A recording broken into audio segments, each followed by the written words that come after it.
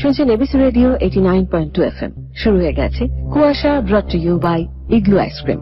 আর সঙ্গে আছি আমি আরজি শারমিন। আর শুরুতে রয়েছে কুয়াশা এক্স ফাইলস এর সত্য ঘটনা।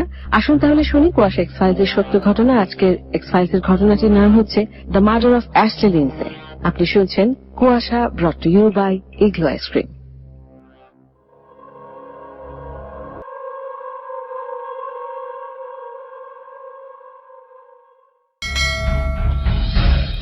ভালোবাসা মানুষের জীবনের একটি স্পর্শকাতর অংশ, আর মানুষ ভালোবাসার জায়গায় সিদ্ধান্ত নিতেই সবচেয়ে বেশি ভুল করে।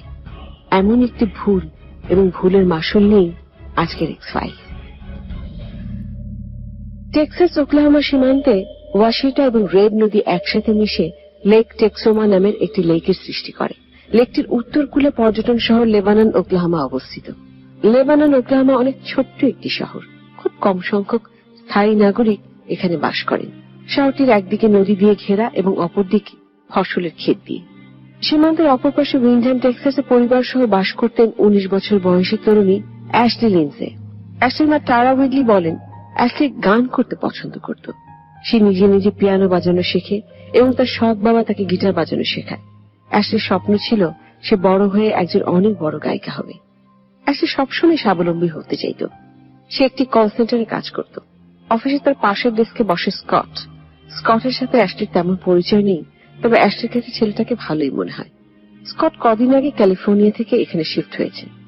অ্যাশলি অনেক বন্ধুত্বপূর্ণ ছিল, তাই নতুন নতুন বন্ধু তৈরিতে অ্যাশলির মায়ের কোনো সমস্যা ছিল না। নিজের মেয়ের প্রতি তার অগাধ বিশ্বাস ছিল। একদিন রাতে অ্যাশলি বলে স্কট একটা পার্টি দিচ্ছে, সেও সেখানে যাবে। আর যেহেতু মেয়েকে কখনোই তিনি বাধা দিতেন না, তাই তার মাও আর কিছু বলল না। সীমান্তের অনেক কাছাকাছি থাকায় অ্যাশলি প্রায় টেক্সাস এবং ওকলাহোমা গাড়ি চালিয়ে যাতায়াত করত। অ্যাশলি যেখানে কাজ করত সেটি ছিল ডুরান্ট ওকলাহোমাতে। তার অনেক সহকর্মীরা ডুরান্টে থাকত, তাই সবার সুবিধার জন্য স্কট সেখানে তার নিজের বাসায় পার্টি দেয়। সেখানে অ্যাশলি যায় স্কটের পার্টি অ্যাটেন্ড করতে। পার্টিতে স্কট অ্যাশলিকে পরিচয় করিয়ে দেয় জন এবং হিদারের সাথে। জন ছিল হিদারের বয়ফ্রেন্ড। অ্যাশলি পার্টিতে আরো একজনের সাথে পরিচিত হয়। সে ছিল 28 বছর বয়সের জশ ম্যাহাফি। জশ ম্যাহাফি এবং স্কট একসাথেই এক ঘর শেয়ার করে থাকত। হিদার কথায় কথায় বলে যশের সেই আকর্ষণ, সেই বুদ্ধি, অসাধারণ প্রতিভা এবং সেই গভীরতা আছে যে অ্যাশলির বয়সের তরুণীরা চায়। যশ যখন ছোট ছিল তখন এক ঝগড়ার সময় তার মাথার পেছনে পাইপ দিয়ে প্রচন্ড জোরে আঘাত করা হয়েছিল, যার ফলে তার মাথার খুলি ফেটে গিয়েছিল, যার জন্য তার খুলিতে একটি লোহার প্লেট লাগাতে হয় এবং তাকে সবকিছু প্রথম থেকে শিখতে হয়, যেমন কিভাবে কথা বলতে হয়, কিভাবে চলতে হয়। যশের এসব কষ্ট জড়িত স্মৃতির কথা শুনে অ্যাশলি তার প্রতি দুর্বল হয়ে যায়। এছাড়া সে পার্টিতে যশের সাথে অনেক কথা হয় অ্যাশলির। যশের কথাগুলো অ্যাশলিকে খুব আকৃষ্ট করে। অ্যাশলি তার যত্ন নিতে আগ্রহী হয়। কয়েক সপ্তাহ এভাবে চলার পর অ্যাশলি আরো অনেক কিছু জানতে পারে যশের ব্যাপারে এবং কিছুদিন পরে যশকে অ্যাশলি তার পরিবারের সাথে পরিচয় করাতে নিয়ে যায়। যশকে বাড়িতে নিয়ে যাওয়ার পর প্রথম সাক্ষাতে অ্যাশলির মা যশকে অনেক বন্ধুত্বপূর্ণ মনে হয়। বাড়িতে গিয়ে যশ রান্নাঘরে তাদের সাহায্য করতে চায়। সে বলে সে ভালো সবজি কাটতে পারে। অ্যাশলির মা টারা উইডলি বলেন, প্রথম দিনই আমরা যশকে নিজের পরিবারের মানুষের মতোই ভাবি, কিন্তু সেদিন যশকে স্বাভাবিক দেখাচ্ছিল না। ও যতই বন্ধুত্বপূর্ণ আচরণ করুক, ওকে দেখে মনে হচ্ছিল কিছু একটা ওকে বেশ ভাবাচ্ছে। ও অনেক চিন্তিত। অ্যাশলির মা তখন প্রচন্ড চিন্তায় পড়ে যায় যখন মাত্র 2 সপ্তাহ পরই অ্যাশলি স্কট এবং যশের সাথে একসাথে থাকবার সিদ্ধান্ত নেয়। এত কম সময় তাদের সম্পর্ক এত সহজে এত দূর যাওয়াটা অ্যাশলির মা মেনে নিতে পারছিলেন না। কিন্তু অ্যাশলির বয়স ছিল 19, সে একজন প্রাপ্তবয়স্ক, সুতরাং তার মার করার কিছুই ছিল না। বাড়ি থেকে যাবার পর অ্যাশলির সাথে তার মায়ের যোগাযোগ অনেক কমে যায়, কারণ অ্যাশলির নতুন বাড়ি তার মায়ের বাড়ি থেকে প্রায় 1.5 ঘন্টা দূরে ছিল, সুতরাং যোগাযোগ করাটা কষ্টকর ছিল। স্কট আর যশের মধ্যে অদ্ভুত সম্পর্ক ছিল। তারা খুব ভালো বন্ধু, কিন্তু স্কট সবসময় যশের সাথে প্রতিদ্বন্দ্বিতা করত, সুতরাং যশ যা পেত স্কটও তা পেতে চাইত। স্কট এবং যশের সাথে বাসায় ওঠার কিছুদিন পর অ্যাশলি তার নতুন পরিবেশের সাথে খাপ খাইয়ে নেয়, কিন্তু এখনো ততটা না যতটা হলে একে বলা যায় হোম সুইট হোম। যশের মা অ্যাশলিকে খুব একটা পছন্দ করত না। এ নিয়ে একবার অ্যাশলি ও স্কটের ছোটখাটো একটা ঝগড়া হয়। একবার স্কটের মা বাসায় আসেন যশের জন্য কিছু উপহার নিয়ে, কিন্তু বাসায় স্কট ছিল না এবং যশের মার ব্যবহার সন্তোষজনক ছিল না। সে বাড়িতে এসেই অকারণে অ্যাশলির সাথে চিৎকার চেঁচামেচি করে। একদিন অ্যাশলি তার মাকে ফোন করে বলেন যে তারা যশের মার প্রথম দেখা হওয়াটা খুব একটা ভালো ছিল না। আর এটা শুনে যশ রেগে যায় এবং অ্যাস্টের সাথে উচ্চবাচ্য করে এবং পরে ক্ষমা চেয়ে নেয়। সে বলে মাথায় সার্জারির কারণে তার কিছু মনে নেই সে কি করেছে। এসব বলতে বলতে সে নিজের উপরই মাঝে মাঝে রেগে যায়। শুরুতে যশ সেই নিখুঁত প্রেমিক ছিল যাকে বলা যায় রূপকথার প্রেমিক, কিন্তু সময়ের সাথে সাথে যশের পরিবর্তন চোখে লাগার মতো ছিল। অ্যাশলি প্রচন্ডভাবে ভালোবাসার কারণে যশ শুধু ভালোটাই দেখতে পায়, কিন্তু খারাপটা চোখে পড়ে না। কিন্তু পরবর্তীতে যশ অকারণে অ্যাশলির সাথে খুব বাজে ব্যবহার করত। আবার কিছুক্ষণ পরে নিজেই এসে ক্ষমা চায়, বলে তার মাথায় আঘাতের কারণে সে কখন কি করে কিছুই মনে থাকে না এবং কান্নাকাটি করে। অ্যাশলি বুঝতে পারে না তার কি করা উচিত। এরপর সেন্ট প্যাট্রিক ডে উদযাপনের দিনে যখন অ্যাশলি ও তার পরিবার যশের সাথে বাইরে যাচ্ছিল, তখন হঠাৎ করেই যশ বিয়ের জন্য অ্যাশলিকে প্রস্তাব দিয়ে ফেলে। হঠাৎ এমন কিছু ঘটায় অ্যাশলি অনেক খুশি হলেও তার বাবা মা খুশি ছিল না, কারণ এতদিনে তারা খুব ভালো করে জেনে গেছে যশের অদ্ভুত আচরণের কথা। কিন্তু তারা তখন কিছুই বলে না, কারণ তারা চায়নি অ্যাশলির দিনটি নষ্ট হোক। তারা সাপোর্টিভ বাবা মা হতে চেয়েছিল। তারা ভেবেছিল যে যশের হয়তো শুধু একটা পরিবার দরকার নিজেকে সামলানোর জন্য, এবং আমরা তাকে সেই পরিবারটি দিয়ে সবকিছু ঠিক করতে পারি। বিয়ের দিনক্ষণ এগোতেই অ্যাশলির খুশির কারণ আরো অনেক গুণ বেড়ে যায় যখন কয়েক সপ্তাহ পর সে জানতে পারে সে তার প্রথম সন্তানের মা হতে চলেছে। কিন্তু তার জীবনের সবকিছু এত সুন্দর মলিন ভাবে যাচ্ছিল না। যশকে নিয়ে এত ব্যস্ততার মাঝে অ্যাশলি ঠিকভাবে কাজে মনোযোগ দিতে পারছিল না। আর এটা এতই বেশি সিরিয়াস হয়ে যায় যে অ্যাশলির বস তাকে চাকরি থেকে বরখাস্ত করে দেন। আর সবকিছু এখানেই শেষ নয়। বরখাস্ত হওয়ার পর অ্যাশলি যখন তার জিনিসপত্র নিয়ে অফিস থেকে বের হয় বাড়ি যাওয়ার জন্য, তখন পার্কিং এ এসে অ্যাশলি দেখে তার লাল পিকআপ গাড়িটার সামনের দিকে কাঁচ কেউ ঢিল মেরে ভেঙে দিয়েছে। তখন সে অনেক বেশি চমকে ওঠে এবং ভয় পেয়ে যায়। যশকে সে সময় অ্যাশলি খুঁজে পাচ্ছিল না সাহায্যের জন্য। হিদারকে ফোন দেয়। হিদার আসার পর তারা গাড়ির মাঝে অনেকটা সময় গল্প করে। তারা জানতো না যশ কোথায় আছে, সুতরাং তাদের কাছে যথেষ্ট সময় ছিল সবকিছু নিয়ে আলোচনা করবার জন্য। এরপর অ্যাশলিকে তার বাড়ি পর্যন্ত নামিয়ে দিয়ে চলে যায় হিদার। বাড়ি পৌঁছালে যশ জানতে চায় কি হয়েছে। তখন অ্যাশলি সব খুলে বলে যে তার সাথে কি হয়েছে, এবং এটাও বলে যে তার সন্দেহ হয় যে গাড়ির কাঁচ স্কট ভেঙেছে।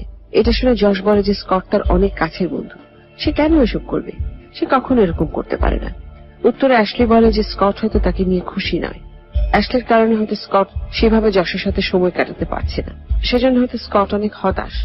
যশ এসব শুনে বলে এমন কিছুই না, সব তার ভুল ধারণা। তাছাড়া তারা কিছুদিন পর বিয়ে করতে চলেছে, তাদের বাচ্চা হতে চলেছে, সুতরাং স্কটের এমন করার কোনো প্রশ্নই ওঠে না। কিন্তু অ্যাশলি মানছিল না। অ্যাশলি চাচ্ছিল না যে তাদের সাথে এখন স্কট একই বাড়িতে থাকুক। সে তার নিজের একটা ছোট্ট পরিবার চাচ্ছিল।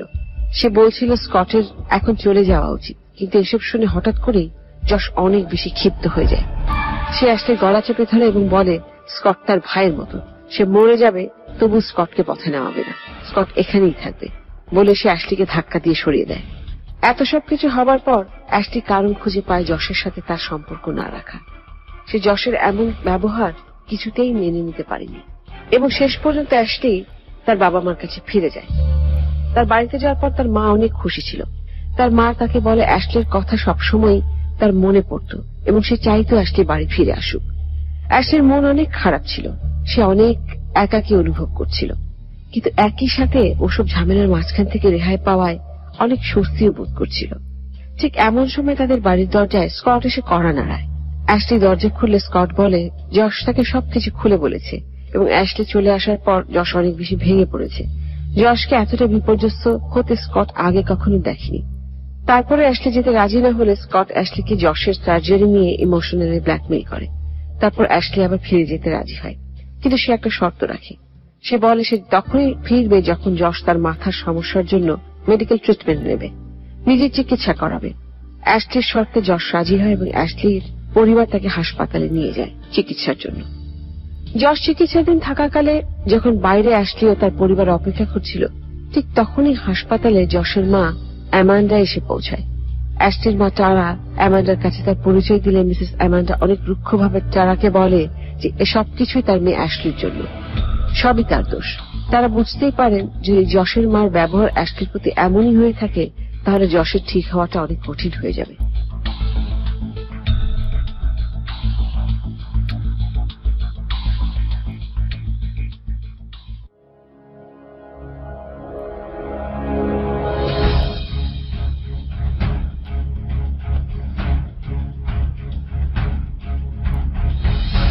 হাসপাতাল থেকে ফেরার পর আবার অ্যাশলি ও যশ একসাথে থাকা শুরু করে।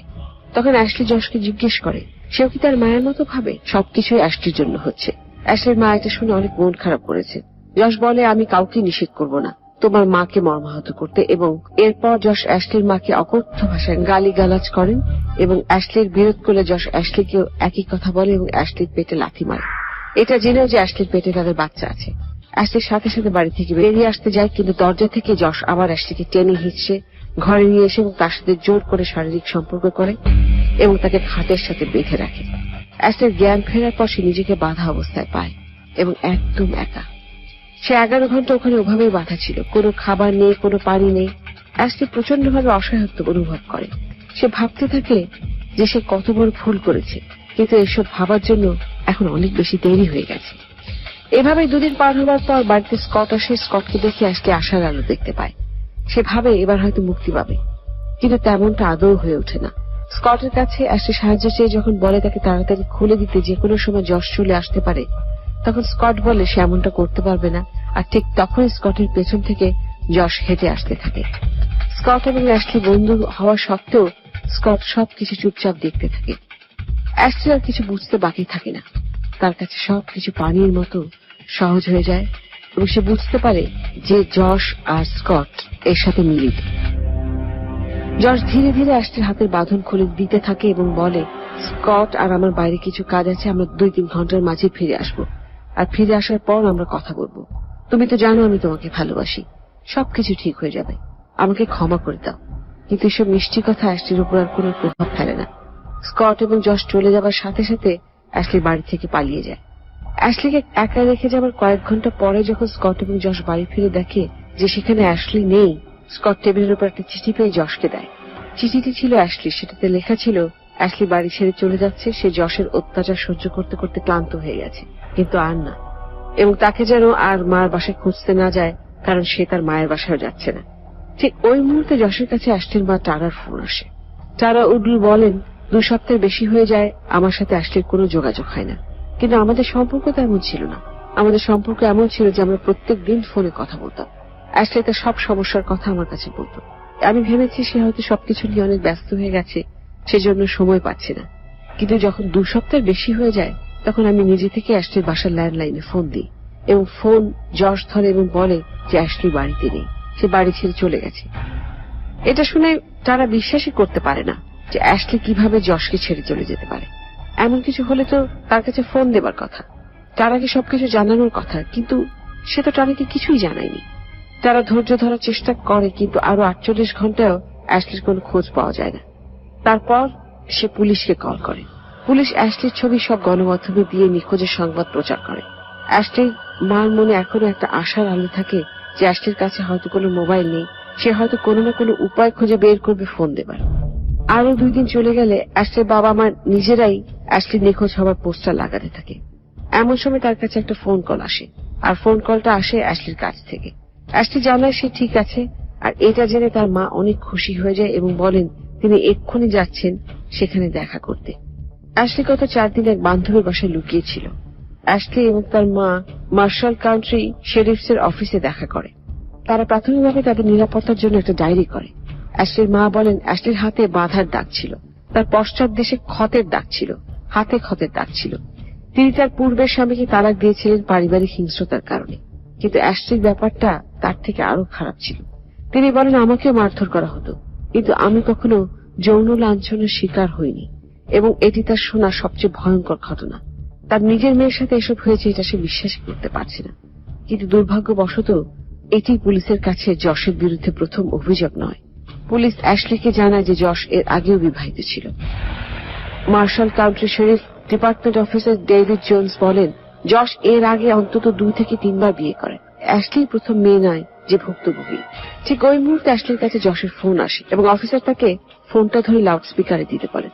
ফোনে যশ অ্যাশলিকে হুমকি দেয় যে সে যদি অ্যাশলির জন্য জেলে যায় তাহলে তার পুরো পরিবারকে সে মেরে ফেলবে। এসব ঘটে পুলিশের সামনে। পুলিশ সবকিছু শোনে। এরপর পুলিশ যশকে খুঁজতে থাকে এবং তারা নিশ্চিত হয় যে যশ শহর থেকে পালিয়ে গেছে, কিন্তু গিয়ে কোথায় লুকিয়েছে সেটি একটি রহস্য। তাই ডেপুটি জোন্স অ্যাশলিকে অনেক বেশি সতর্ক থাকার জন্য পরামর্শ দেন। এবং যশের করা প্রত্যেকটি ফোন কলের রেকর্ডিং রাখতে বলেন। তিনি বলেন যশের বিরুদ্ধে একটি পরিপূর্ণ কেস তৈরি করতে তার এসব ফোন কল রেকর্ডিং অনেক কাজে দেবে। পুলিশ ক্রমাগত যশকে খুঁজে বেড়ায়, কিন্তু তার কোনো খোঁজ পায় না। সুতরাং তারা অ্যাশলিকে আরো বেশি নিরাপদ স্থানে লুকোনোর জন্য বলে। অ্যাশলি তখন পর্যন্ত হিদার এবং জনের বাড়িতে ছিল, কিন্তু পুলিশের সতর্কবার্তা শুনে সে একটা নিরাপদ স্থানে যাবার জন্য প্রস্তুত হয়, যেখানে সে আর তার বাচ্চা সুরক্ষিত থাকবে। অ্যাশলি বের হবে এমন সময় সেখানে যশ এসে পৌঁছয় এবং অ্যাশলি দৌড়ে ঘরের ভেতর যায় এবং পেছন পেছন যশও যায়। তারপর একটি বন্দুক দিয়ে যশ অ্যাশলিকে দুটো গুলি করে নিজের মাথায় একটি গুলি করে।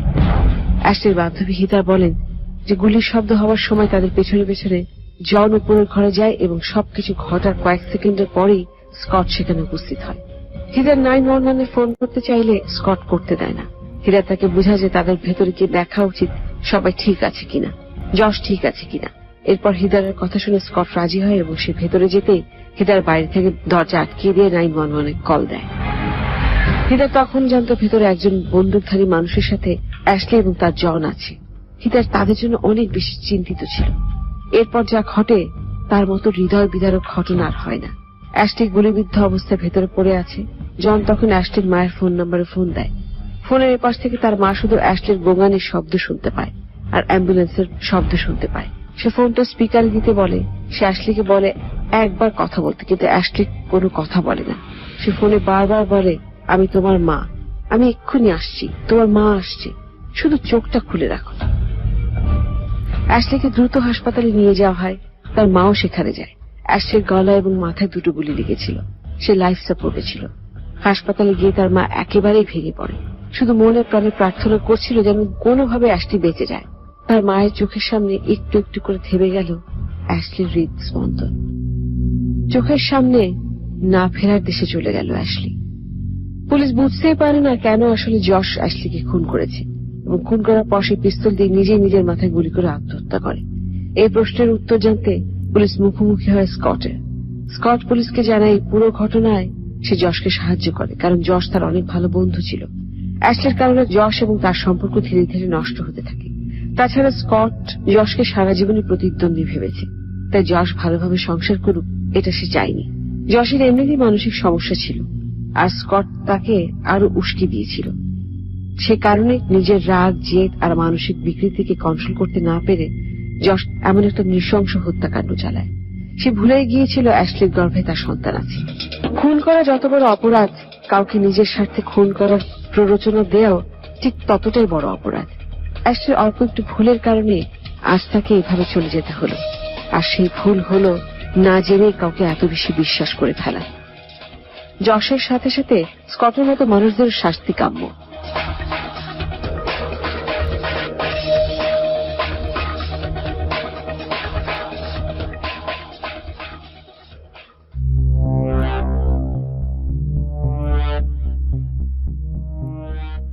শুনছেন Kuasha, brought to you by Igloo ice cream, আর চলছে এবিসি রেডিও 89.2 FM এর সঙ্গে রয়েছে শারমিন। আর এতক্ষণ ধরে শুনছিলেন কুয়াশা এক্স ফাইলস এর আজকের সত্য ঘটনাটি, যার নাম ছিল the murder of Ashley Lindsay. এখন সময় হয়ে গেছে কুয়াশার আরেকটি গল্পে যাবার। আজকের গল্পটি আপনাদের জন্য লিখেছেন মাকসুদা রহমান মেঘনা, আর আজকের গল্পের নাম স্বাতীর ডায়েরি। আর এখন শুনলেন স্বাতীর ডায়েরির প্রথম পর্ব। আপনি শুনছেন Kuasha, brought to you by Igloo ice cream, আর আপনার সাথে আছি আমি আরজে শারমিন। কুয়াশার প্রতিটি গল্পের চরিত্র, স্থান, কাল, ধর্ম, দল, সংলাপ ইত্যাদি সম্পূর্ণ কাল্পনিক এবং শুধুমাত্র বিনোদনের উদ্দেশ্যে লেখা। গল্প বা গল্পের কোন চরিত্রের সাথে বাস্তবের যে কোনো সাদৃশ্য সম্পূর্ণভাবে কাকতালীয়। মধ্যরাতের হাত ধরে সময় ঘড়িটা ভোরের আরো কাছে পৌঁছল। দূরে কোথাও অলস অথচ স্পষ্ট কোনো ঘন্টার ঢং ঢং আওয়াজ হচ্ছে। আর শেষ রাতের অন্ধকারে যেন একটা হাহাকার আছে, আর সাথীর আলোতেই হাহাকার। সাথী অনেকক্ষণ বারান্দায় পায়চারি করল। না, আজ আর ঘুম হবে না, এটা নিশ্চিত। ইদানিং প্রায় রাতেই সাথীর ঘুম হয় না।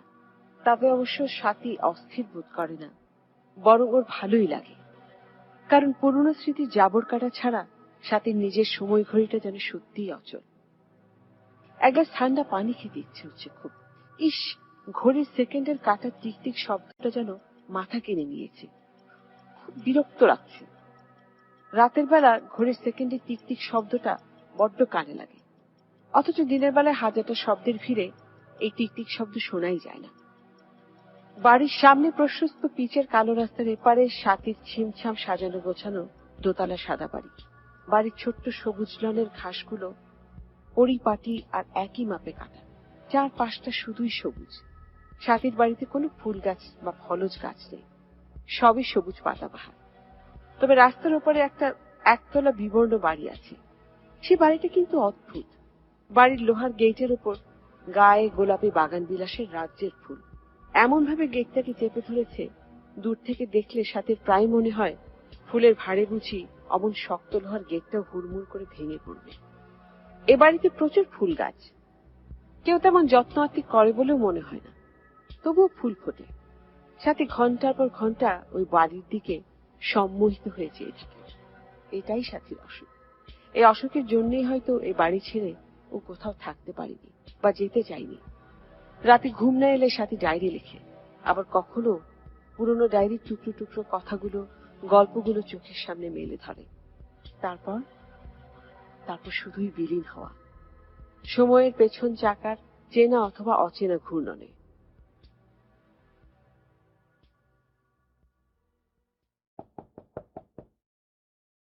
চলে এসো, নক করার প্রয়োজন নেই। এই নাও, ঠান্ডা পানি খেতে চেয়েছিলে না? ডাইনিং এ যেতে কপা হাঁটতে হয়। অদ্ভুত অলস তুমি।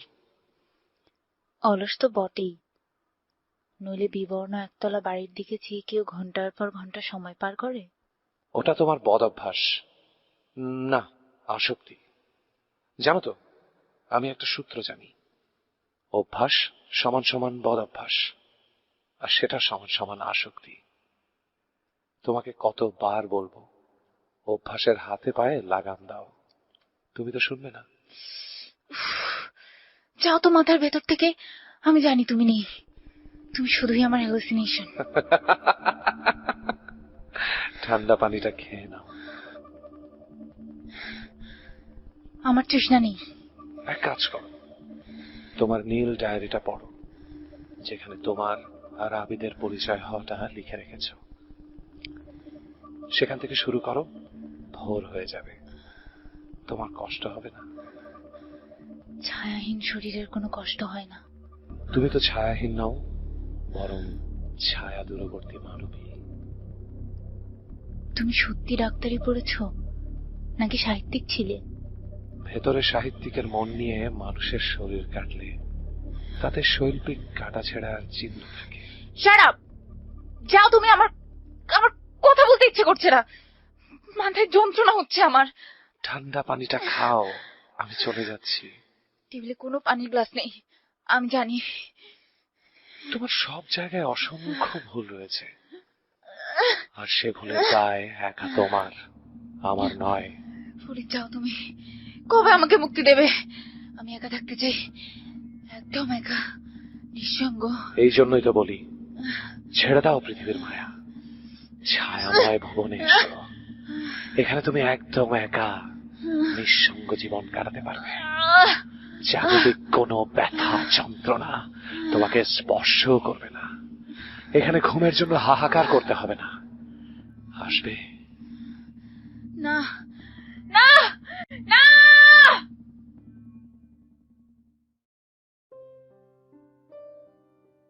সাথী সত্যি সত্যি ওর পুরনো নীল ডায়েরিটা নিয়ে খাটে আতশোয়া হয়ে ল্যাম্পশেডের আলোয় গল্প আর কল্পনার পথে পা বাড়ালো।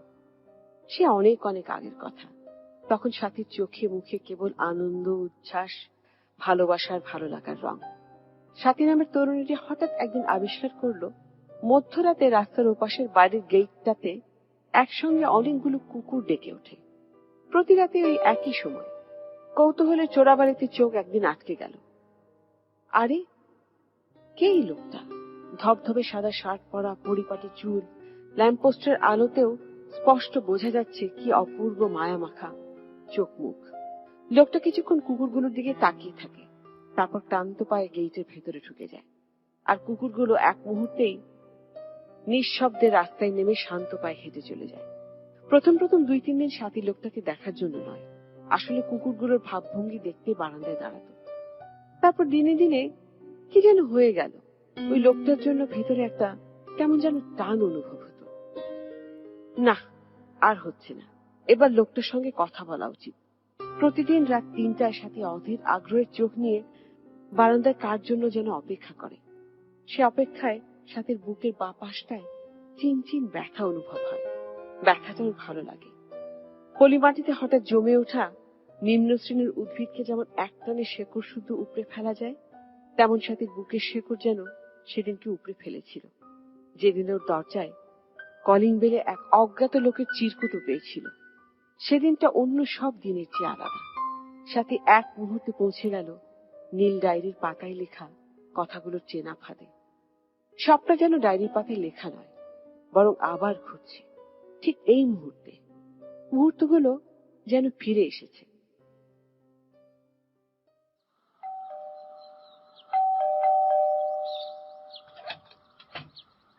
কে কে আরে এত ঘন ঘন বেল দিল কে? এই ভর দুপুরে আবার কে কলিং বেল দিয়ে লাপাত্তা হয়ে গেল? আশ্চর্য, কাউকেই তো দেখছি না। ভূত এসে কলিং বেল দিল?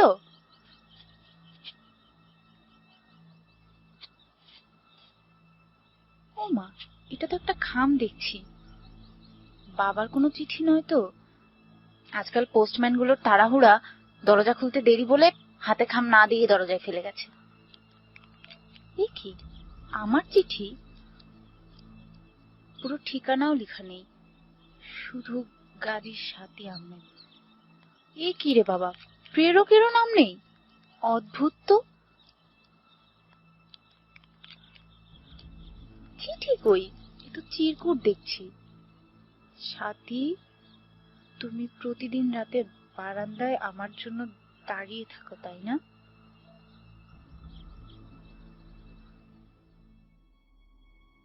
এ কি, কি লিখছে লোকটা? কিভাবে জানলো সে সাথী ওর জন্য অপেক্ষা করে? আচ্ছা, লোকটা তো কখনো এদিকটায় তাকাই না, তাহলে টের পেল কিভাবে সাথী অন্ধকারে বারান্দায় দাঁড়িয়ে থাকে? দিনের অন্য সময় তাহলে সাথীকে দেখেছে সে? নাকি সাথী জানে না লোকটাও সাথীকে ফলো করে? সাথীর নামটাও তো জানে, কিন্তু নিজের নামটা কেন লিখিনি? নানা ভাবনার তোলপাড়ে সাথী দিশেহারা। তবে মনের মধ্যে কেমন যেন একটা সুখ সুখ ভাব হচ্ছে। ইচ্ছে হচ্ছে এক ছুটে লোকটার কাছে যেতে, ওর হাত ধরে মধ্যরাতে বাড়ি ফিরতে। আচ্ছা, কেন এমন ইচ্ছে হয় সাথী? সাথী কি লোকটাকে দূর থেকে ভালোবেসে ফেলেছে, নাকি এটা একটা নিছক তরুণের বয়সের অপরিপক্ক অভ্যাস? অভ্যাস হোক আর অপেক্ষা হোক, কিংবা মনের আক্ষেপ, যা ইচ্ছে তাই হোক, মনকে শাসন করার ক্ষমতা সাথী হারিয়ে ফেলেছে। যেদিন চিরকুট পেল সেদিন রাতে বারান্দায় যেতে সাথীর খুব লজ্জা লাগছিল। মনে হচ্ছিল বুকের ড্রিম ড্রিম শব্দটা বুঝি সাদা শার্ট পরা লোকটা স্পষ্ট শুনতে পাচ্ছে। আচ্ছা, ওই লোকটার বুকেও কি ওই একই রকম সুউচ্চ শব্দে মনের এপার ওপার ভেঙে পড়ছে প্রতিনিয়ত? এরপর এক দুপুরে সাথীর বাগান বিলাসের ফুলে ফুলে সাজানো বাড়িটায় পা রাখল। সেদিন সাথীর ভয়, দ্বিধা, লজ্জা সব যেন চোখে মুখের রেখায় ভেসে উঠেছিল। তবুও সাথী না গিয়ে পারল না।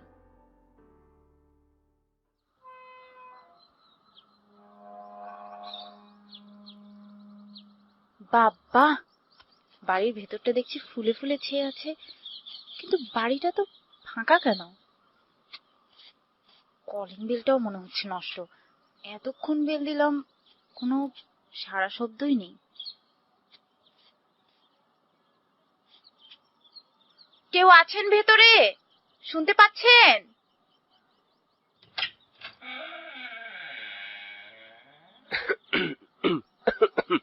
কারে চান?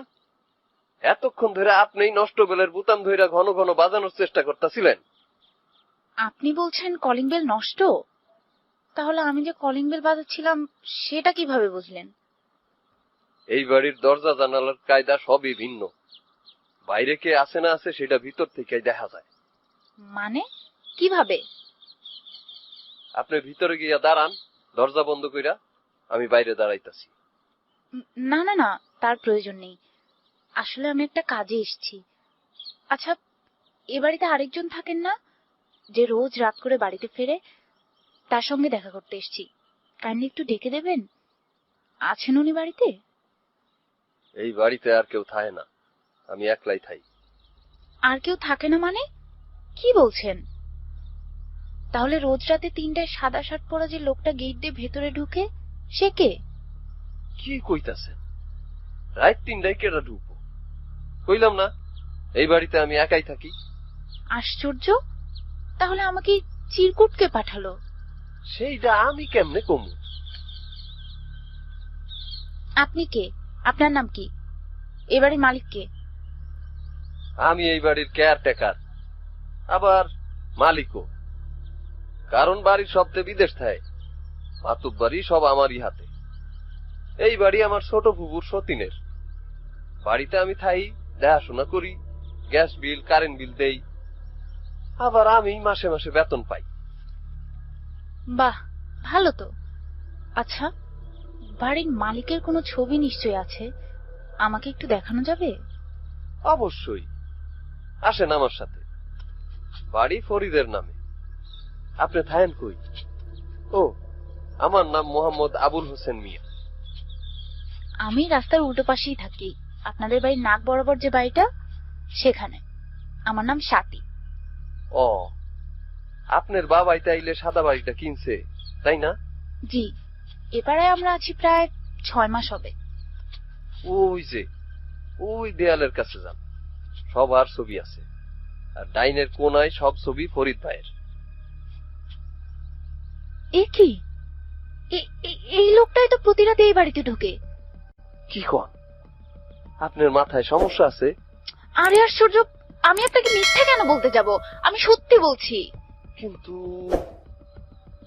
সে তো 6 মাস আগে মইরা গেছে, অ্যাক্সিডেন্ট হয়েছিল। কি কি বলছেন আপনি? চিরকুট? আমি তো কিছুই বুঝতাছি না, ভাবতে দেন।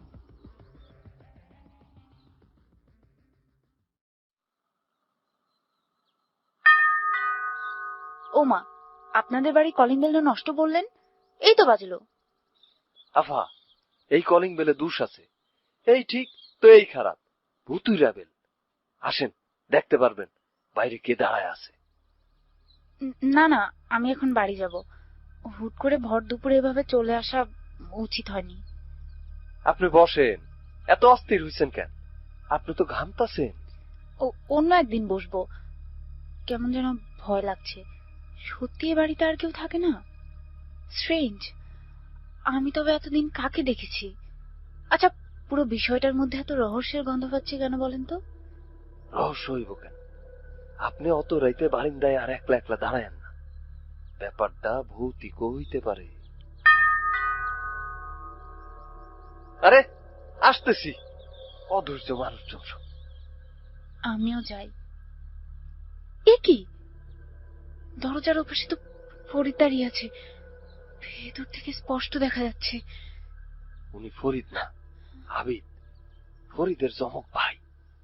মানে এতক্ষণ বলেননি কেন? আপনি যে বললেন একা থাকেন, তাহলে? দাঁড়ান, সবটাই খুলসা করতাছি। ভাবির সাথে একটু মস্করা করলাম আর কি। কি যাতা বলছেন? এটা বেয়াদবি। আগে আবিদ ভাইরে আসতে দেন। আমি যা বলছি সব আবিদ ভাইয়ের জন্য। উনি মানুষজনরে চমকায়া দিতে পছন্দ করে।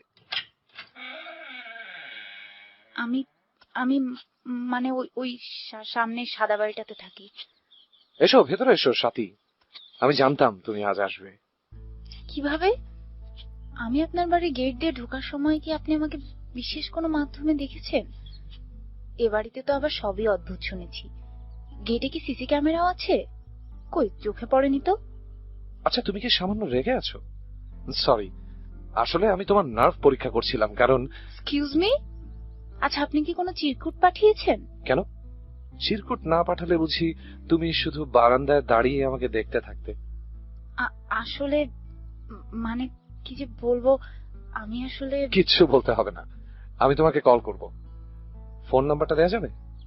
নামটা যেভাবে জেনে নিয়েছেন, ফোন নাম্বারটা বুঝি পারেননি? পারবো না কেন? যাকে দায়িত্ব দিয়েছিলাম সে যেই নাম্বারটা এনে দিয়েছে, তাতে কল দিয়ে দেখি ওটা তোমার বাবার নাম্বার। বাবাকে ফোন দিয়েছিলেন আপনি? তারপর বাবা কিছু বুঝতে পারেনি তো? কেন, বাবাকে কিছু বোঝাতে চাও না বুঝি?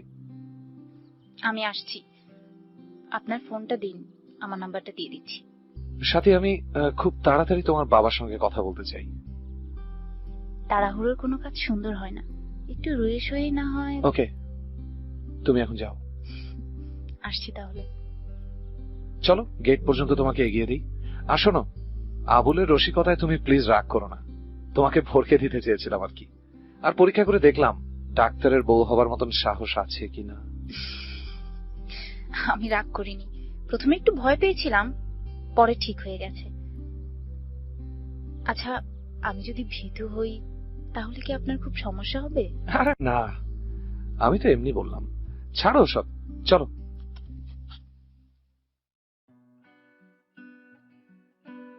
চিরকুট থেকে চিরস্থায়ী সম্পর্কে যেতে খুব বেশি দিন সময় লাগেনি। 3.5 ঘন্টার সিনেমায় যেমন চোখের পলকে 20 বছর দেখা হয়ে যায়, তেমন করে ডক্টর আবিদ এহসানের সঙ্গে সাথে বিয়ে হয়ে গেল। বিয়ের পরের দিনগুলো যেন স্বপ্নের মতো কাটছিল। তার উপর সাথীর বাবাকে নিয়েও টেনশনটা কমে গেছে, কারণ রাস্তার উল্টো পাশে বাবা থাকেন, যখন তখন চলে যাওয়া যায়। সাথীর বাবার খাবার দাবারও আজকাল এই বাড়ি থেকেই যায়। আবিদ খুব ব্যস্ত থাকে, সরকারি হাসপাতালের ফরেন্সিক ডিপার্টমেন্টে চাকরি করে। আবিদ কিন্তু সাথীর চেয়ে বয়সে বেশি বড় নয়, অথচ দেখলে মনে হয় সমবয়সী। অবশ্য আবিদের ডায়েট চার্ট এত হেলথি যে বয়স লুকোনো কোনো ব্যাপারই না। বিয়ের 6 মাসের মাথায় হুট করে আবিদ চাকরি ছেড়ে দেয়। কেন বা কোনো ঝামেলা হয়েছিল কিনা সেসব সাথীকে সে বলেনি, তবে সাথী কিছু অদ্ভুত বিষয় লক্ষ্য করেছিল। আবিদ আজকাল মধ্যরাতে ওর স্টাডি রুমে ঘন্টার পর ঘন্টা দরজা বন্ধ করে বসে থাকে, আর কেয়ারটেকার আবুলের সঙ্গে কিসব যেন নিচু গলায় বলে। সাথী কখনো সামনে পড়ে গেলে কথাগুলো বদলে যায়। আবার স্টাডি রুমটা ইদানিং তালা দিয়ে রাখে। সাথী যদিও স্টাডি রুমে যায় না, তবুও অবাক হয়েছিল। পরে অবশ্য আবিদ বলল কিসব জরুরি জিনিস ওতে রাখা আছে, তাই এত সচেতনতা। হঠাৎ একদিন মধ্যরাতে সাথী ঘুমের ঘরে যা দেখলো তা যেন কোনোদিনও দুঃস্বপ্নেও দেখেনি।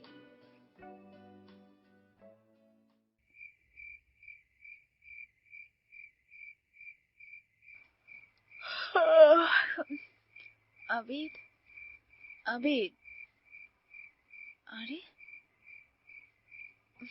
এই রাত দুপুরেও গেল কোথায়? ওয়াশরুমের লাইটটাও তো অফ দেখছি। আবার স্টাডি রুমে গিয়ে বসে আছে নাকি? উফ, কি যে হলো লোকটার।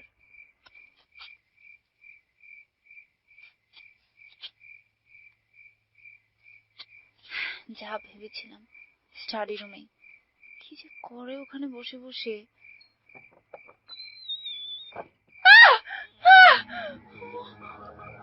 মাই গড, কি হয়েছে এখানে?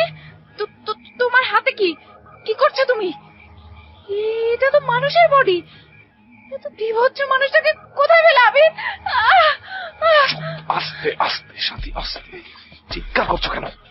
এটা একটা অনেক দিনের পচা লাশ। আমাকে এটা নিয়ে স্টাডি করতে হচ্ছে, কারণ আমি আমি কিচ্ছু জানতে চাই না। তুমি আমার বাসায় কোনো লাশ কাটতে পারবে না। এই জন্য তুমি স্টাডি রুমে তালা দিয়ে রাখো, তাই না? আর প্রায় দেখি পেছনের গেটটা আবুল ভাই খুলে রাখে।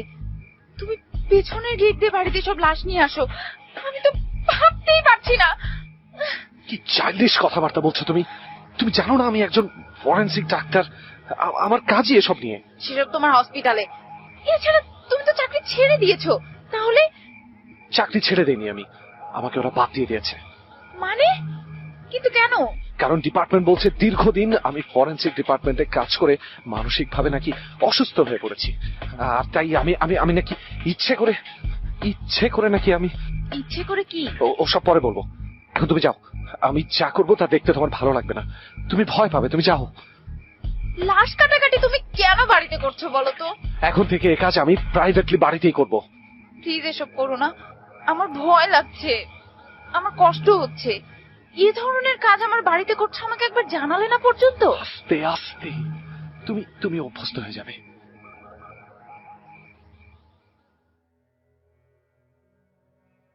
সাথী অভ্যস্ত হতে পারেনি, কারণ প্রতি রাতে এই বাড়িতে যা ঘটছে তা কোনো স্বাভাবিক ঘটনা নয়।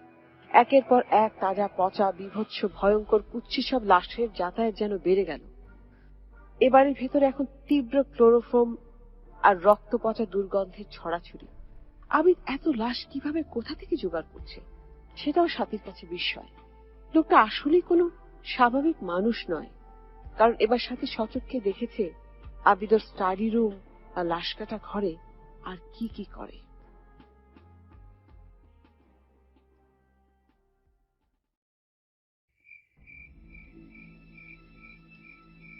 এ কি কি করছো এসব? দেখতে পাচ্ছ না, মানুষের পচা কলিজা জিপলক পলিব্যাগে করে ফ্রিজে রাখছি। মানে পরিষ্কার মানে করলে দাঁড়ায় মানুষের পচা কলিজা ফ্রিজে রেখে সংরক্ষণ করছি, কারণ এই কাজটা আমার ভালো লাগে। সময় পেলে আমি মধ্যরাতে বরফ হওয়া মানুষের কলিজাগুলো টেবিলে রেখে তাকিয়ে থাকি।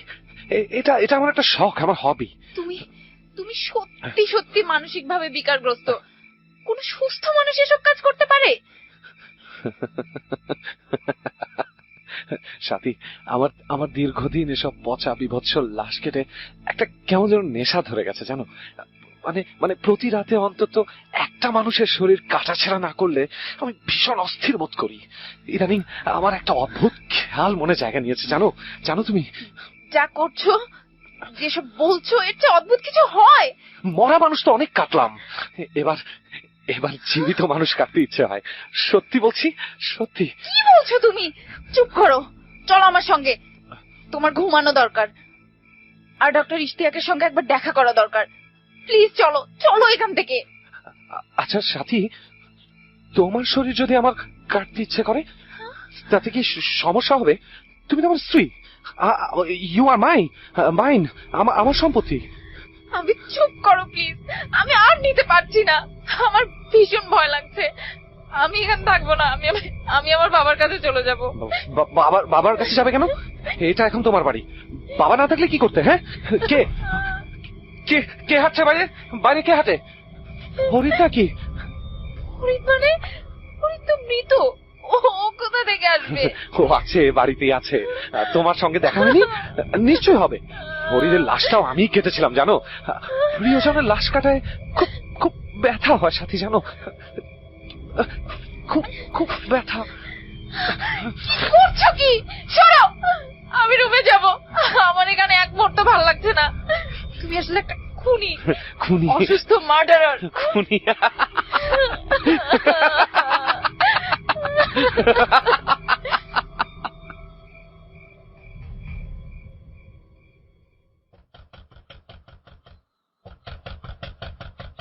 এ কি, দরজা বন্ধ কেন? আবুল ভাই, আবুল ভাই। আপনার বাইরে যাওয়া নিষেধ, তাই সব দরজায় তালা দেওয়া। মানে কি এসবের? আমি তো কিছুই বুঝতে পারছি না। আমাকে কি বন্দি করে রাখা হয়েছে? কিন্তু কেন? আবুল ভাই প্লিজ আমাকে যেতে দিন, প্লিজ। আমি বাবার কাছে যাব, আমি কাউকে কিচ্ছু বলবো না, প্লিজ আমাকে যেতে দিন। আবিদ কোথায় গেছে? আমাকে বাবার কাছে যেতে দিন প্লিজ। আপনার বাবা আর বাচ্চা গত রাইতেই তার লাশ আমি এই বাড়িতে নিয়ে আসছি। আবিদ ভাই তো কাইটটা কুইটটা কলিজা বাইর কইরা কি সব যেন পরীক্ষা করতেছিল। আপনি দেখেন নাই? ও, আপনার তো বলাই হয় নাই। কি বলছেন এসব? আবিদের মতো আপনিও কি অসুস্থ? আমার বাবাকে আপনারা মেরেছেন আমি জানি। গতকাল সকালে বাবার সঙ্গে আমার কথা হয়েছিল। বাবা তো সুস্থ ছিল, স্বাভাবিক ছিল। কোথায় কোথায় রেখেছেন আমার বাবাকে? আবিদ ভাইয়ের কাছে জানতে চান? দেখেন কি করলো লাশটা। কলিজা টলিজা স্টাডি রুমের ফ্রিজে আছে মনে হয়। আমি আপনাদের কাউকে ছাড়বো না, সবাইকে আমি খুন করে ফেলবো, নিজের হাতে খুন করব। আমার বাবার খুনিদের আমি কিছুতেই ক্ষমা করব না, মরে গেলেও না।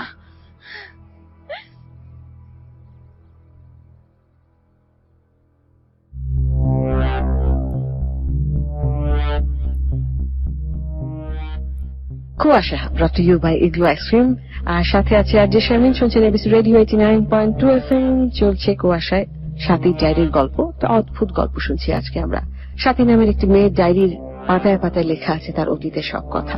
এক অদ্ভুত বাড়িতে সে বাস করতো, যে বাড়িতে শুধু গাছ ছিল, সবুজ ছিল চতুর্দিকে, কিন্তু সেখানে কোনো ফুল ফুটতো না। কিন্তু অপর দিকের বাড়িটাতে পুরনো একটি বাড়ি, যেটা ফুলে ফুলে ভরা ছিল। সেই বাড়ির রহস্য ছিল কি আমরা শুরুতেই দেখেছি, একজন মানুষকে দেখতে পেত সাথী, যে মানুষটিকে সে দেখতে দেখতে প্রতি রাতে গভীর রাতে দেখতে দেখতে সে ভালোবেসে ফেলেছিল। তা আসুন তাহলে আমরা দ্বিতীয় পর্বে চলে যাচ্ছি। আর সাথীর ডায়েরির দ্বিতীয় পর্বের ডায়েরির পাতায় কি লেখা আছে বা কোন রহস্য লুকিয়ে আছে সেটাই শুনবো আমরা এখন।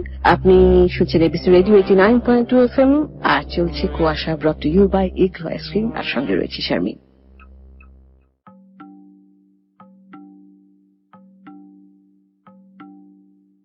ফুলে ফুলে ঢাকা বাগান বিলাসে সেই বিবর্ণ গেটওয়ালা বাড়ি থেকে সাথী কিভাবে বের হয়েছিল সেসব ডায়েরিতে লেখা নেই। না, লিখেছিল, কিন্তু নীল ডায়েরির শেষের বেশ কিছু পাতা সাথী ছেড়ে ফেলেছিল। অবশ্য ডাক্তারের পরামর্শে। ওই বাড়ি থেকে চলে আসার পর সাথী রাস্তার এপাশে নিজেদের বাড়িতেই থাকে, কিন্তু ওর চোখ, মন, অস্তিত্ব সব যেন ওপাশের বাড়িতে আটকে আছে।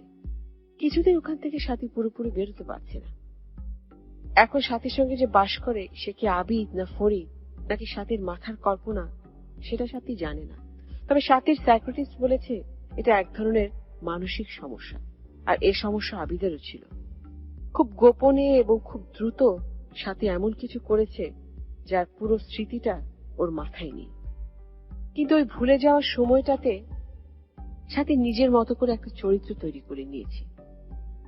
সেই চরিত্রটা একাকিত্বের সময়, এমনকি আজকাল কোলাহলের সময়ও সাথীর সঙ্গে থাকে, কিন্তু সাথী ওকে দেখতে পায় না, শুধু ছায়াময় একটা ব্যাপার অনুভব করে।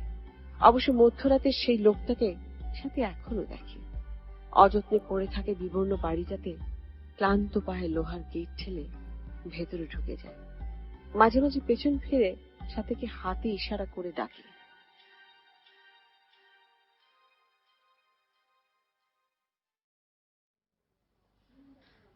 স্যার, আসবো?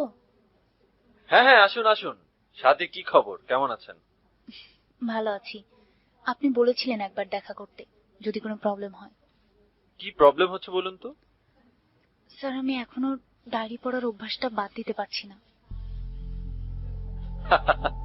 আচ্ছা, আপনার কটা ডায়েরি আছে বলুন তো? অনেকগুলো। ডায়েরি লেখা এবং পড়া আমার হবি, কিন্তু নীল রঙের যে ডায়েরিটা পড়লে আমি আরো অসুস্থ বোধ করি, সেটাই বারবার পড়তে ইচ্ছে করে। কোনোভাবে অভ্যাসটা বাদ দিতে পারছি না। জোর করে চেষ্টা করবেন না, বাদ দেওয়ার দরকার নেই তো। পড়বেন এবং পড়া শেষ করে একটা করে পাতা ছিঁড়ে ফেলবেন। দুঃস্বপ্নটা আর দেখছেন না তো? না, দুঃস্বপ্নটা দেখছি না, তবে সাথী, আপনি একদম ভালো আছেন, সুস্থ আছেন। আপনার ম্যাক্সিমাম প্রবলেম সলভ হয়ে গেছে তো? সবটা আপনার চেষ্টায়। এখন ছোটখাটো দু একটা যা আছে সেসবও ছেড়ে যাবে, আর একটু চেষ্টা করতে হবে। ওষুধগুলো ঠিকঠাক খাচ্ছেন? ওষুধ খাচ্ছি, কিন্তু ঘুমটা হচ্ছে না। সপ্তাহে 2 রাত হয়তো ঘুমাচ্ছি, বাকি 5 রাত ওই বাড়ির গেটে তাকিয়ে থাকছি। আমি তো আপনাকে বলেইছি, দিনের একটা নির্দিষ্ট সময় ঠিক করে নেবেন, যে সময়টাতে আপনি শুধুই ওই বাড়ির গেটে তাকিয়ে থাকবেন। তবে হ্যাঁ, ঘড়ি ধরে টাইম দেখে এবং প্রতিদিন সেই সময়টা একটু একটু করে কমাতে হবে। স্যার, আমি চেষ্টা করছি, কিন্তু তারপরও কোথায় যেন একটা গরমিল হয়ে যাচ্ছে। গরমিল হওয়ার সে বিষয়টাতে আপনার কোনো দোষ নেই।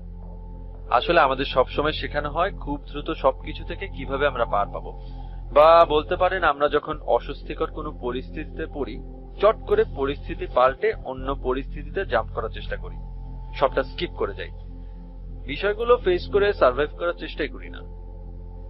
আমরা সব সময় পালাতে চাই, আর পালাতে চাই বলেই আরো বেশি করে ওইখানে বাধা পড়ি। আপনি অস্থির হবেন না একদমই, সবটা ঠিক হয়ে যাবে। ঠিক হয়ে যাবে, কিন্তু স্যার, আমি যে বিষয়গুলো ভুলে গিয়েছিলাম সেসব যে আসলে আমার মনে আছে, এমন কি হতে পারে? আর তাই হয়তো দুঃস্বপ্নগুলো দেখতাম। আমি জানি আপনার সবকিছু মনে আছে এবং দিন তারিখ সবই মনে আছে, কিন্তু আপনি জেনে বুঝে সচেতন ভাবে আমাকে সেসব কথা না বলে দুঃস্বপ্ন বলে শুনিয়েছেন, কি রাইট? স্যার, আপনার কষ্টের জায়গাটা আমি বুঝি, কিন্তু তারপরও বলবো আপনি পুরো বিষয়টার মুখোমুখি হন। পালানোর ভয় মানুষের মনকে বারবার ধরা পড়িয়ে দেয়। আচ্ছা স্যার, যে লোকটা আমাকে মধ্যরাতে এখনো ডাকে, সে কি ভূত? ভূত বলে পৃথিবীতে কিছু নেই। ভূত হচ্ছে মানুষের কল্পনা আর ভয়ের সংমিশ্রণে তৈরি একটা অজানা রূপ।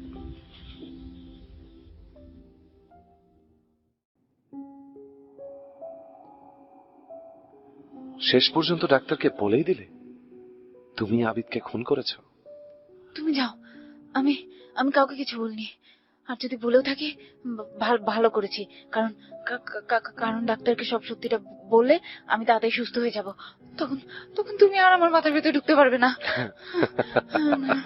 না, তোমার কি মনে হয় তুমি সুস্থ হয়ে যাবে? আমি তোমাকে সুস্থ হতে দেব না।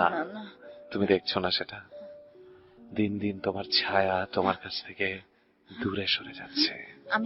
আমি আমার ছায়ার দিকে কখনো তাকাই না।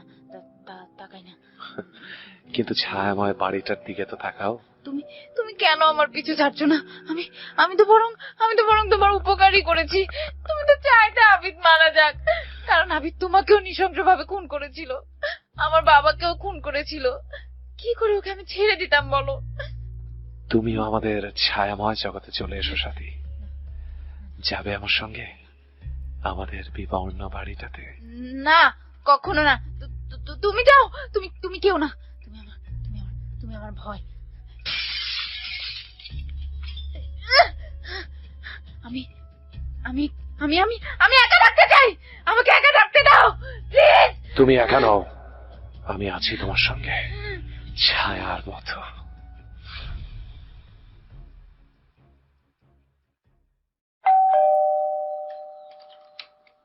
কি ব্যাপার ময়না, কটা বাজে? ঘড়িতে টাইম দেখেছো? প্রত্যেক দিন যদি দেরি করো তাহলে আমি সকালের নাস্তাটা কখন করবো বলো তো?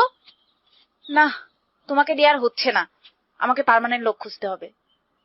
না রাখতে চাইলে নোটিশ দিবেন, অসুবিধা কি? হাত পাও চালাইতে জানলে কামের অভাব নাই দুনিয়ায়। আপনি তো জানেনই আমার অসুখটা বুড়া মা বাড়ির, হের লাগে তো একটু আটটু দেরি হয়। নাহলে তো আমি রাইতে আপনার এখানেই থাকতাম। আপনার বাড়িতে কোনো বেড়া মানুষ নাই, কোনো অসুবিধাও আসিল না। কিন্তু আফা, মারে তো ফালাই আসতে পারি না। আচ্ছা আচ্ছা, আমি দেখছি সার্ভেন্ট রুমটা ঠিকঠাক করানো যায় কিনা। তুমি তোমার মাকে নিয়ে চলে এসো, একা থাকতে আমারও ভালো লাগে না। আগের বুয়া বলে আপনার বাড়ির লম্বা ছায়ার মতো ভূত দেখে পলাইছিল। কে বলেছে এসব বাজে কথা? যাও নাস্তা দাও জলদি। আফা, আজ দুপুরের খানা কয়টায় খাইবেন? 2টার মধ্যে না 2টায়? আগে নাস্তা দাও, তারপর আমার সঙ্গে চলো, ওই বাড়িতে যাব। ওই বাড়িতে বাইনে? আপনার জামাইয়ের বাড়ি? কি কন? এই ভূতের বাড়িতে গিয়ে কি করবেন? বাড়িতে মেলা দিন মাতি না জ্বললেই ভূত পেতের আড্ডাখানা হয়। ওই বাড়িতে আমার একটা জিনিস আছে, এটা খুঁজতে যাব। আমি যাইতে পারব না আফা, আমার মাপ দেন। সাপ বিচ্ছারছে আমি ভূত প্রেত ডরাই। ওই বাড়ির যে ভূত আছে আমি 100% শিওর। আমি একা একা যেতে সাহস পাচ্ছি না, চলো, কিচ্ছু হবে না। যাইতে পারি, আমি গেটের কাছে খাড়ায় থাকবো, আপনি ভিতরে যায়েন। ও বুদ্ধি পাইছি, এক কাম করি, আমার ছোট খালারে খবর দিই, হ্যাঁ খুব সাহসী মানুষ।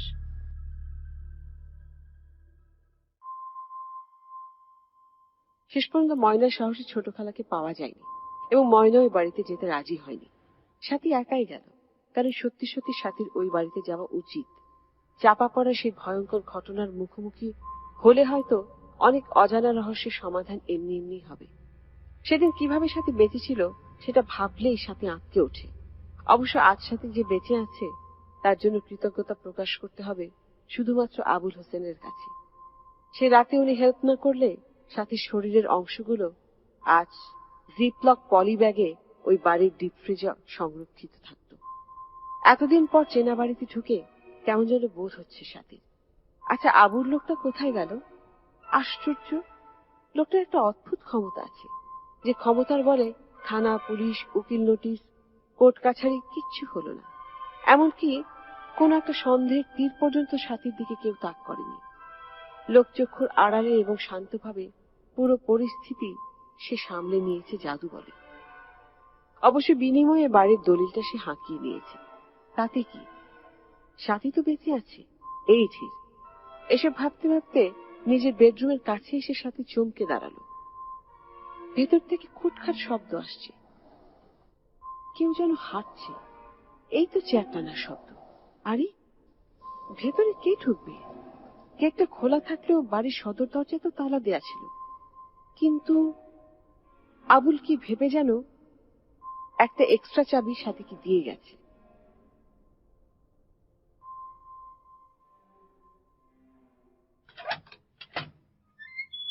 কে ভেতরে? কে? আবুল ভাই নাকি? ভেতরে এসো সাথী। তুমি এখানে? এখানে নাকি আমার মাথার ভেতরে। উফ, উফ, কেন যাচ্ছ না তুমি? আমি কোথায় যাব? এটা তো আমারও বাড়ি, তাই না? তুমি ষড়যন্ত্র করে বাড়িটা নিয়েছো, কিন্তু আমি এই বাড়ি ছাড়বো না। আমি এখানেই থাকি প্রতি রাতে। তুমি তো দেখোই আমি এই বাড়িতে ঢুকি, তারপরে অবাক হচ্ছ যে আমি আমি আমি আমি কি দেখি, কাকে দেখি, কার ছায়া আমার পিছু নিয়েছে। আমি সত্যিই কিছু বুঝতে পারছি না। আমি আর পারছি না। তুমি যদি সত্যি সত্যি থেকে থাকো, তোমার যদি কোনো অস্তিত্ব থাকে, তবে সামনে এসো। আমি কোনো ছায়া মানবের সঙ্গে কথা বলতে চাই না।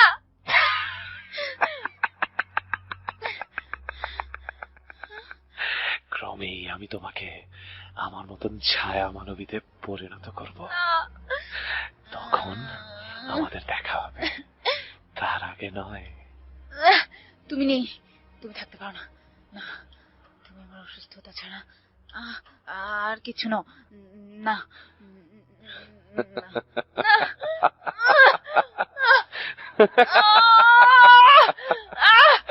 আমি আছি, তোমার সঙ্গেই আছি। তোমাকে আমি কোনোদিন ছেড়ে যাব না সাথী। চলো, আমার সঙ্গে চলো। কোথায়? সেইখানে যেখানে আবিরের লাশ পুঁতে রেখেছিলে। চলো, যাবে? তোমাকে আমি লাশ কাটা শিখিয়ে দেব। আবিরের লাশটা কেটে কুটে অনেক শান্তি পাবে। অথবা তোমার শরীর শান্তির ঘুম হবে। দেখো, না, ডাক্তারের কাছে যেতে হবে। না, না, না, আমি আবিরকে মারিনি। ও খুনি, ও খুনি। ও ও আমার বাবাকে মেরেছে। তাই ওকে আমি আর আবুল ভাই মিলে মিলে এসো, এসো, এসো। কি করছো তুমি? আমার এমন লাগছে কেন? কে তুমি? কে? তোমার ছায়াকে আমি ক্রাশ করছি।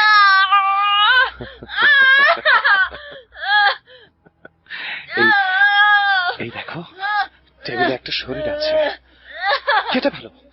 ভয় নেই, আমি নিজে শিখিয়ে দিচ্ছি। না, না, না, না, কি?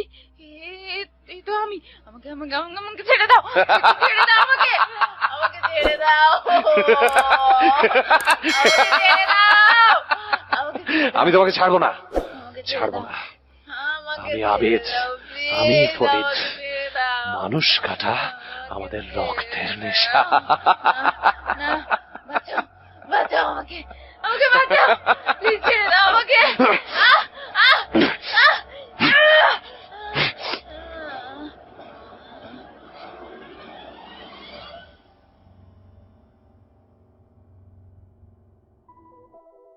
সকাল গড়িয়ে দুপুর, দুপুর গড়িয়ে রাত হয়ে গেল, অথচ সাথীও বাড়ি থেকে ফেরেনি।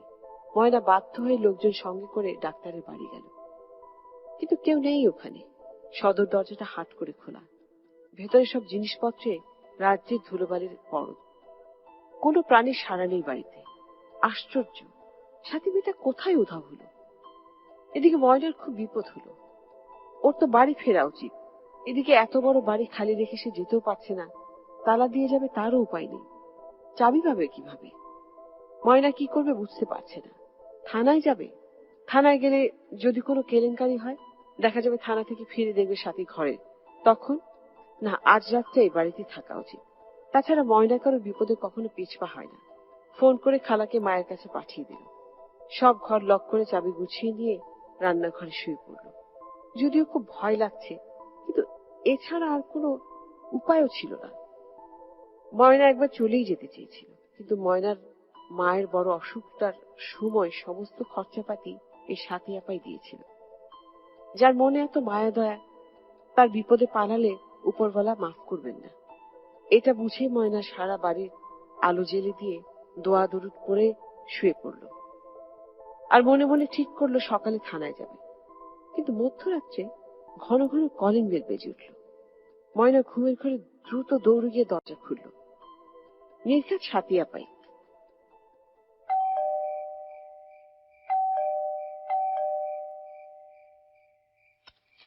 ওরে মা, আপাইছে রে।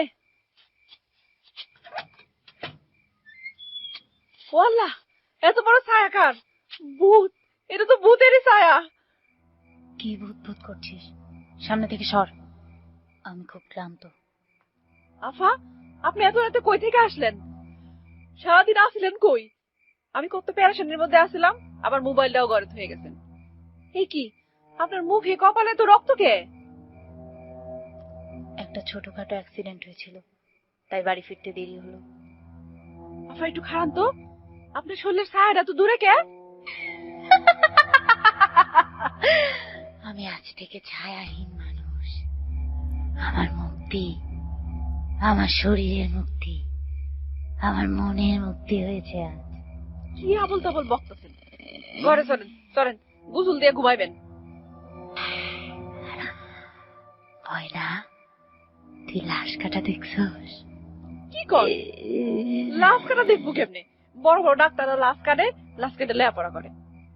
আজ আমি লাশ কাটা শিখেছি।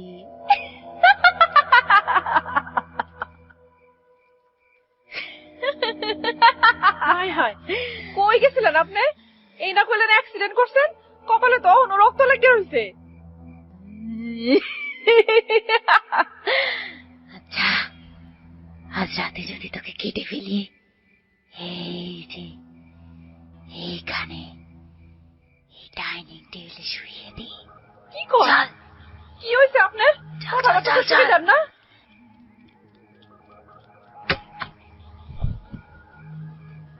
আমার ছায়া দেন, আমার মাইলেন না। আমি বুঝছি আপনি মানুষ না, মানুষের ছায়া শরীরের লগে লাগানি থাকে। আমি মানুষ হই আর না হই, তোকে আজ রাতে কেটে কুটে দেখবো তোর ভেতরে তাজা রক্তের সাথে আর কি কি আছে। ছায়া দেন, ছায়া দেন, আল্লাহ দোহাই লাগে, আমার ছায়া দেন। ঘরে আমার বুড়া মা হের কেউ নাই, আপনি তো সবই জানেন। ছায়া দেন, ছায়া দেন।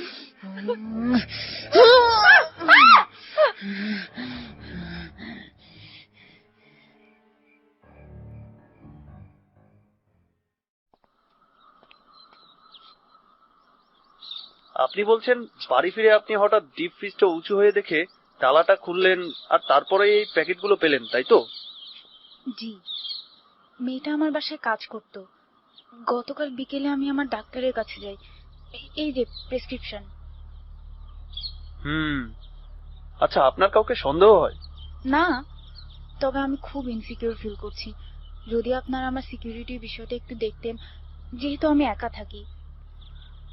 আচ্ছা, আপনার ডাক্তারের নাম ইশতিয়াক রহমান, তাই তো? উনি তো একজন সাইকিয়াট্রিস্ট। সাইকিয়াট্রিস্ট শুনে ভাববেন না আমি পাগল। আমার হাজবেন্ড বেঁচে থাকতে ওনার সাথে আমাদের সখ্যতা। উনি আমার হাজবেন্ডের বন্ধু। আমি একা একা থাকি। এই ঘুমটুম না হলে বা অন্য কোনো কারণে অস্থির বোধ করলে ওনার কাছে যাই। তেমন কোনো মেজর প্রবলেম না। আমরা আপনার ব্যাপারটা দেখছি, তবে ফরেনসিক রিপোর্ট না আসা পর্যন্ত আপনি কিন্তু কোথাও যেতে পারবেন না। মানে আমাদের অনুমতি লাগবে। জি জি, অবশ্যই। আমি এই বাড়ি ছেড়ে তেমন কোথাও যাই না। ওকে, আসছি তবে। আর হ্যাঁ, মেয়েটার বাড়ির ঠিকানা জানেন? না, তবে ওর এক খালা আছে, আমি তাকে চিনি।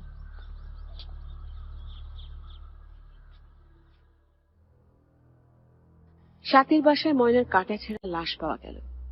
স্বাতী ভাবছে ও নিজেই পুলিশকে ইনফর্ম করেছে। পুলিশ এসে সমস্ত এভিডেন্স নিয়ে গেছে, অথচ অদ্ভুতভাবে খুনির কোনো একটা ক্লু পায়নি। আর একটা অদ্ভুত ব্যাপার হচ্ছে, লাশটা এমন ভাবে কাটা হয়েছে যেন কোনো অভ্যস্ত ডাক্তার জেনে বুঝে কেটেছে।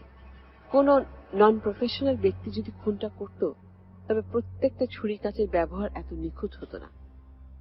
স্বাতীর মধ্যে এক ধরনের ভয়ঙ্কর নেশা কাজ করছে।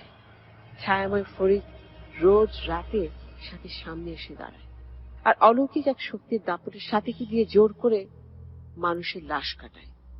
স্বাতী নিজের সঙ্গে নিজে কথা বলে। স্বাতী আজকাল বুঝতে পারে না ও কি মৃত, ওকে কি অন্য কেউ দেখতে পায়, ওর ছায়াটা এত দূরে কেন, নাকি যা কিছু ঘটছে সব স্বাতীর ডায়েরির পাতায় লেখা ঘটনা। আচ্ছা, পুলিশ ওকে ধরতে পারছে না কেন? স্বাতী মধ্যরাতে ছায়ার পিছু পিছু ওই বাড়িতে চলে যায়। আশ্চর্য, কেউ কি দেখে না? তার মানে ময়নার লাশ দিতে পুলিশ একাই স্বাতীর বাড়িতে এসেছিল। ও যেসব কথা বলেছে সেসব আসলে কল্পনা। তা না হলে আজ রাতের ঘটনাটা এমন হলো কেন?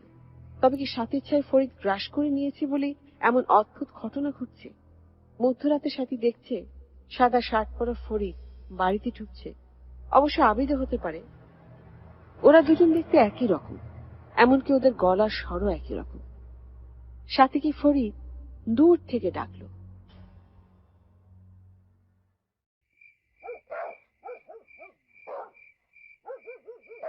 সাথী, এসো।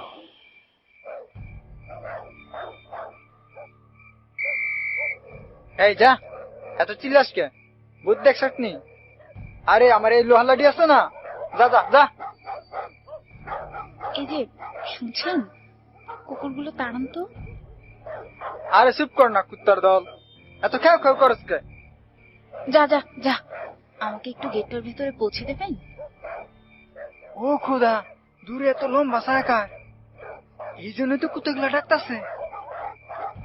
হায় হায়, ছায়াটা তো সামনে আইতাছে। কি কি কি কি করি আমি? ভূত ভূত ভূত!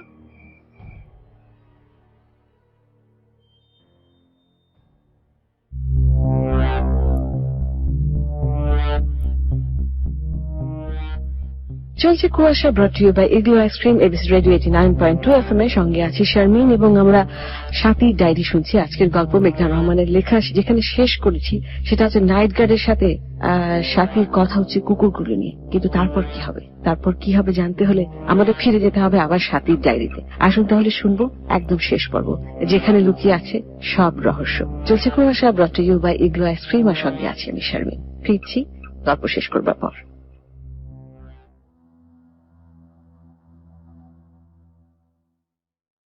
পরদিন নাইট গার্ডের কাটা ছেড়ে লাশ পাওয়া গেল ওই বাগান বিলাস বাড়ির ভেতরে। এই রাস্তার দুই পাশের বাড়িতেই কেউ থাকে না, খা খা পোড়া বাড়ি। অথচ ডাক্তারের বাড়িতে প্রায় রোজ রাতে ভূতের হাতে খুন হচ্ছে মানুষ। ওই রাস্তার সামনে দিয়ে যাওয়া যায় না, কেমন যেন বোটকা রক্ত পচা গন্ধ আসে। বেআইনি কাজ আর খুন খারাপের কারণ দেখিয়ে প্রশাসন দুটো বাড়ি সিলগালা করে দিল। তারও প্রায় 1 বছর পর ডাক্তারের বাড়ির সিলগালা খুলে দেয়া হলো, কারণ ওই বাড়ির মালিক আবুল হোসেন মিয়া দীর্ঘদিন পর উকিল নোটিশ আর সমস্ত দলিলপত্র নিয়ে ফিরে এসেছে। সে নাকি মালয়েশিয়াতে ছিল, পাসপোর্ট হারিয়ে ফেলেছিল, তাই এতদিন ফিরতে পারেনি।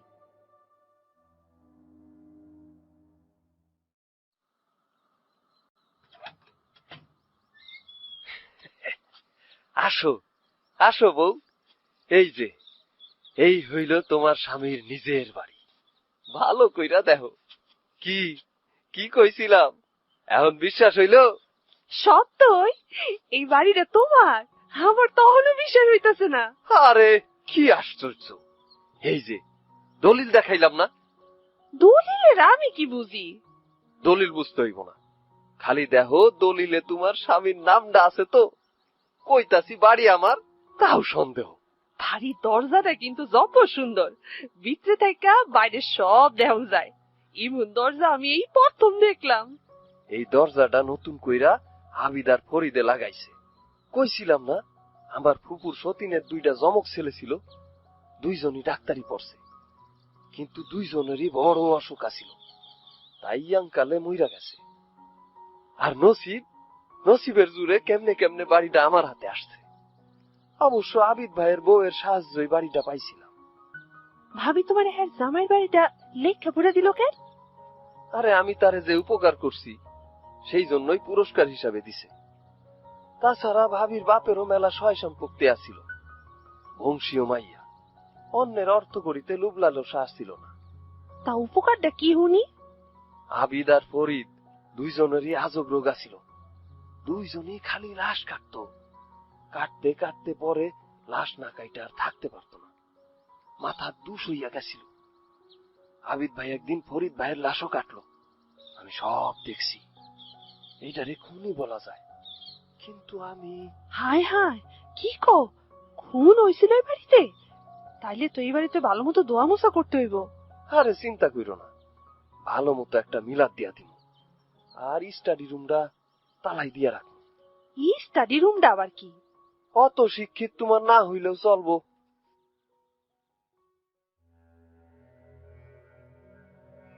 সারা বাড়ি ধুয়ে মুছে নতুন করে পরিষ্কার করা হলো, এবং আসবাবপত্রগুলো এদিক সেদিক করে সব ঘরের ডিজাইনে পরিবর্তন আনা হলো।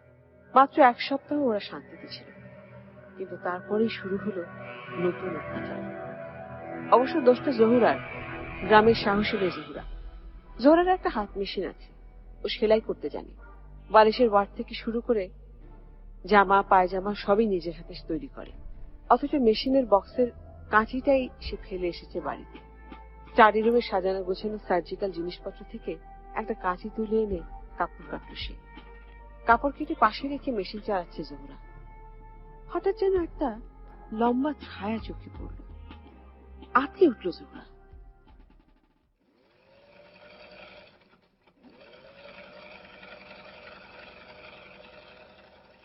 এই কেডা এখানে? আমার জিনিসে হাত দিছিস তুই? কেডা কত কয়? আল্লাহ গো, আমার ছেড়ে দেন। আল্লাহ, কে আছো?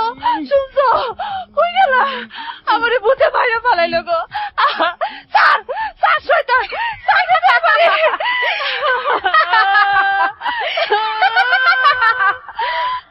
আয় আয়, তোর এই কাছে ছুরি দিয়া কাটাকাটি করি।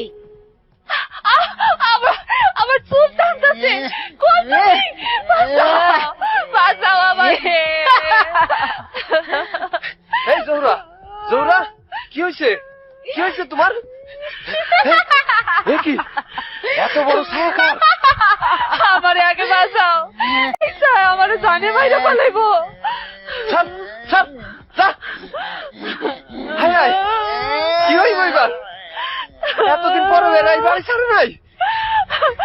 ঘরে আগুন জ্বালাও, এই ছায়ের মধ্যে আগুন দাও, তাড়াতাড়ি করো, ছায়ের মধ্যে আগুন দাও, আমারে বাঁচাও তুমি। দিতাছি, তুমি ডরাও না, কিচ্ছু হইব না, কিচ্ছু হইব না তোমার।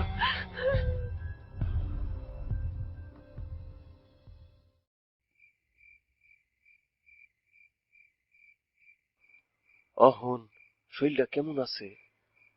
মাথাটা ব্যথায় শিরা পড়তেছে, ভূতে মানুষের টানাটানি কম কথা। আমি এই বাড়ি থাকুম না, তুমি যদি আজ না থাকতো আমার ভূতে মাইরে তুই তো। আচ্ছা কি করি কত? বাড়িটা বিছা দাও। শব্দ কি এর? শুনতেছো শব্দটা?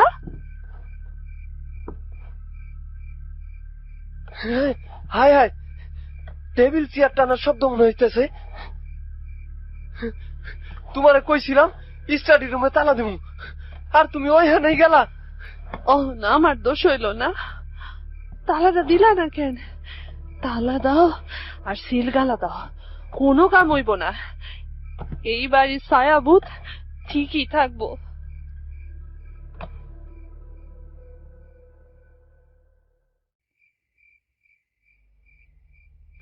ওই দেখো, লম্বা ছায়াটা হাঁটতেছে।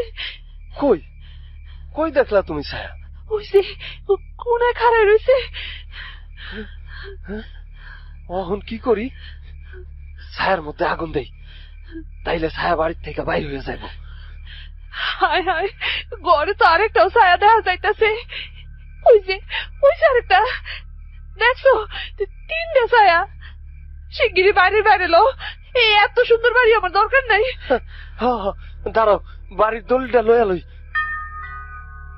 বাইরে কারা?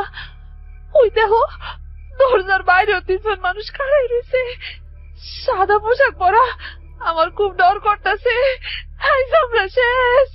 এইটা কেমনে সম্ভব? বাইরে তো আবিদ, ফরিদার সাথী ভাবিরে দেখা যাইতেছে। এরা এরা সব মরা মানুষ না? কি করো মোহন?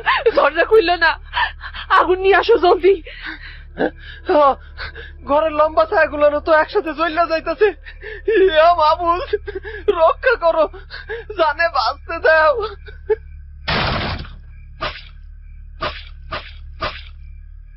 এই দেখো, আমার শরীর কাটতে রক্ত পড়তেছে। ছায়াভূত আমারেও কাটবো, আমার কি দোষ? আমি তো কিছু জানি না। ঘরে বাইরে সবখানে বিপদ।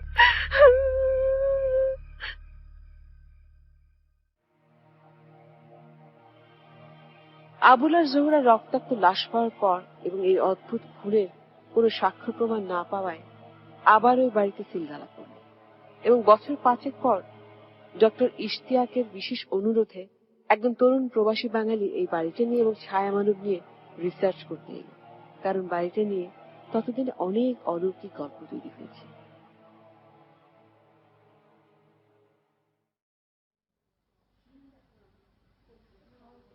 মে আই কাম ইন স্যার?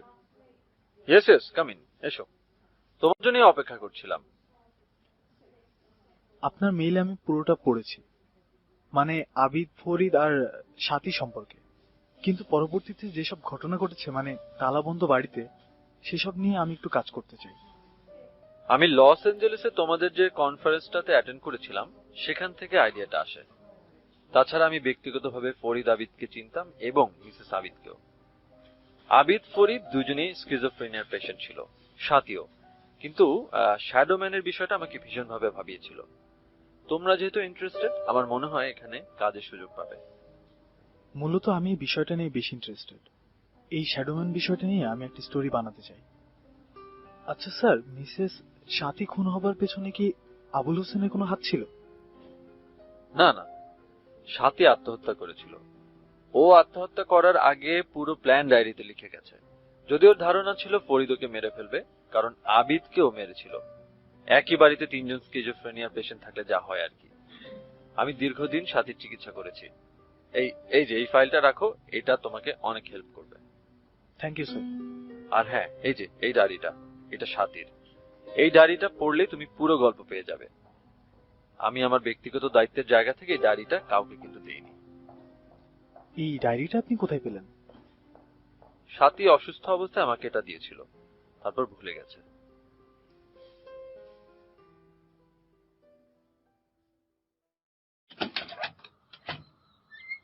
ভাইজানের পরিচয়? আপনি কেডা? আগে তো দেখি নাই এই তল্লাটে। আমি কিছুদিন এই বাড়িটাতে থাকতে এসেছি। এই বাড়িটা নিয়ে একটা ডকুমেন্টারি বানাবো, তাই। আপনার মাথা ঠিক আছে তো? যদি থাকে তাইলে এখনই ফিরে যান। এটা লাশ কাটা পাগল ডাক্তারের বাড়ি। আজ বাড়িতে ঢুকবেন, কাইলি আপনারে কাইটটা কুইটটা পলি ব্যাগে ভইরা ফ্রিজে রাইখা দিব। কে কাটবে? ডাক্তারের ভূত, এর চমক ভাই আর প্রিয়তমা স্ত্রীর ভূতও লগে থাকবো। ওই ফ্যামিলি সবে পাগল, তাই শিক্ষিত পাগল। ডাক্তার হইছিল, বুঝেন না? ওই বাড়ির ভূতগুলো আপনি দেখেছেন? দেখছি। অন্য ভূতকেরও দেখতে হইলে অনেক সাধনার দরকার হয়, আর এই বাড়ির ভূত মানে ছায়া। ছায়া দেখতে দিন রাইতের দরকার হয় না, আপনি যখন তখন দেখতে পারবেন। ওই যে দেখেন, গিটার ফাঁকা দিয়া 3টা ছায়া দেখা গেল। দেখেন দেখছেন? আচ্ছা, অনেক ধন্যবাদ আপনাকে আমাকে সাবধান করার জন্য। কিন্তু তারপরেও এই বাড়িতে আমাকে কিছুদিন থাকতেই হবে। আপনারা আরেকটা গোপন কথা কই। ওই যে ডাক্তারের বাড়ির উল্টো দিকে 2য় তলার সাদা বাড়িটা দেখতেছেন, ওইটা ডাক্তারের বউয়ের বাড়ি। ওই বাড়ির বারান্দায় রাত 3টার সময় একটা মায়া মানুষের ছায়া দাঁড়ায় থাকে। আর এই বাড়িতে একটা বেডা মানুষের ছায়া ঢুকে প্রত্যেকদিন রাইতে। আর যেদিন সকালে ছায়াভূতেরা লাশ কাটে, পরদিন সকালে একটা ডায়েরির ছিঁড়া পাতা গেটের বাইরে পড়ে থাকে। কেউ ডরায়া ছিঁড়া পাতা হাতে নেয় না। স্ট্রেঞ্জ, এমন অদ্ভুত গল্প আমি এর আগে কোনোদিন শুনিনি। আচ্ছা, তারপর ছেঁড়া পাতাটার কি হয়? আমি হাতে নিয়ে দেখতে চাই সে ডায়েরি পাতা। যে হাতে নিব তারই মরণ। আপনি বাড়িতে যান, এই বাড়িতে ঢুইয়েন না, ভালোর জন্য কইলাম। ঠিক আছে, আমি এই বাড়িতে থাকবো না, যদি আপনি আমার সাথে এই বাড়িতে এখন ঢুকেন। পুরো বাড়িটা দেখেই চলে আসবো। ধুর, এতগুলো কথা ব্যয় করাই আমার ভুল হয়েছে। আপনি তো মনে হয় এই বাড়িরই পাগল বংশধর। যান, যাই না শুনা ছায়াবতীর হাতে মরেন গা, আমার কি। আমি মারা গেলে ডায়েরির যে ছেঁড়া পাতাটা পাবেন, সেটা এই যে এই কার্ডের ঠিকানায় পৌঁছে দিয়েন, পারবেন তো? আমারে কি পাগলা কুত্তাই কামড়াইছে? আমি আপনার জন্য এই কাজ করব? যান ভাই, আমার কাম আছে। না, আপনি তো পরোপকারী, তাই বলছিলাম আর কি। ওকে, থ্যাংক ইউ ভাই, মেনি মেনি থ্যাঙ্কস। হায় রে শিক্ষিত পাগল, আমারে কয় thank you, many many thank you. শালা যা, ভূতের স্যার ইংরেজি ক। ভূত তো শিক্ষিতই, ইংরেজি ভালোই জমবো। বেহুদা আমার সময় নষ্ট, যা।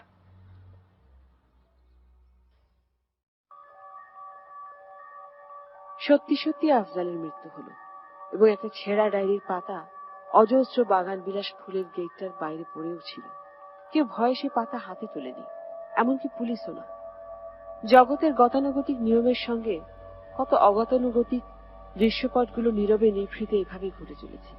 আমরা কেউ কেউ তার মূল রহস্য ভেদ করতে পারি, আবার কেউ কেউ পারি না।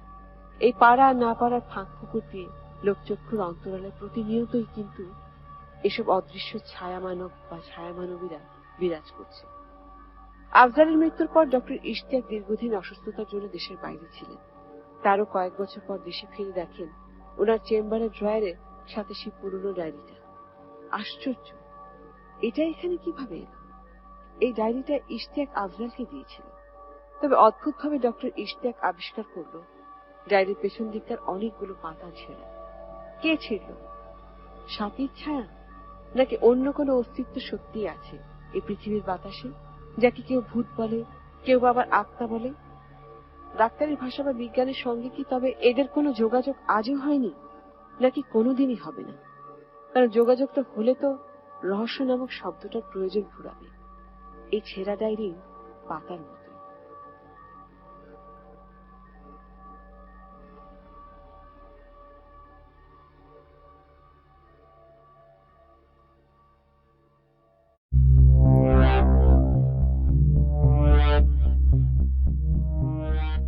চলছে Kuasha, brought to you by Igloo ice cream, এবং সঙ্গে আছি শারমিন। আসছেন এবিসি রেডিও 89.2 FM।